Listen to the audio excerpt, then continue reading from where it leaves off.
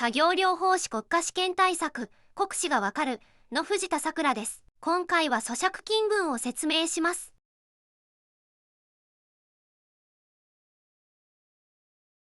頭部の筋は前頭筋群と伸頭筋群に分かれます。前頭筋群は表情筋群です。伸頭筋群は咀嚼筋群です。前頭筋群は顔面神経支配、伸頭筋群は三叉神経の第三子の下顎神経支配です。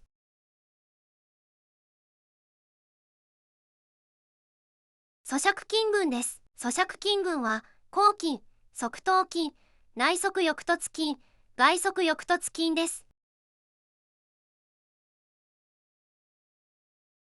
咀嚼筋群です。後筋です。後筋は、下顎骨を上げて歯を噛み合わせます。側頭筋です。側頭筋は、下顎骨を上げて歯を強く噛み合わせます。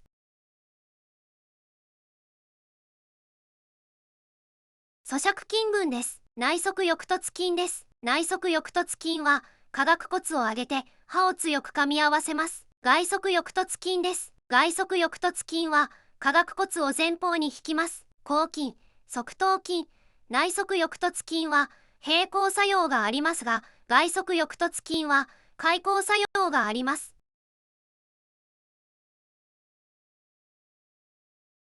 下顎骨の動きです。下顎骨の居上には、後筋、側頭筋、内側翼突筋が働きます。下顎骨の前方への突き出しは、両側の外側翼突筋が働きます。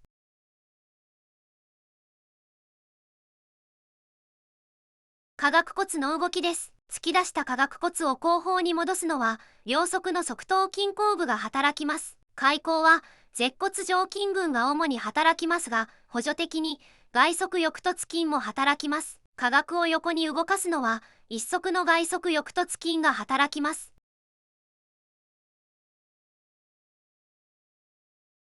ではまとめです。咀嚼筋群は後筋、側頭筋、内側翼突筋、外側翼突筋です。後筋、側頭筋、内側翼突筋は歯を噛み合わせる作用があり、口を閉じる作用があります。外側翼突筋は下顎骨を前方に引く作用があり、口を開ける作用があります。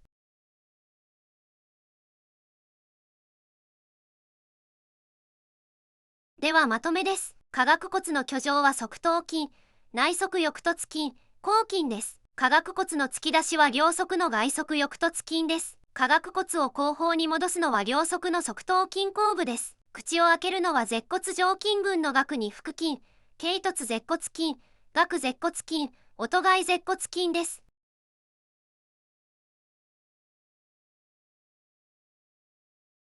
作業療法学生さんのために国家試験に出題されている内容をまとめました。ご感想、ご意見などコメントをお願いします。よかったらチャンネル登録をお願いします。ブログでもまとめていますのでご活用ください。今回はここまでです。ありがとうございました。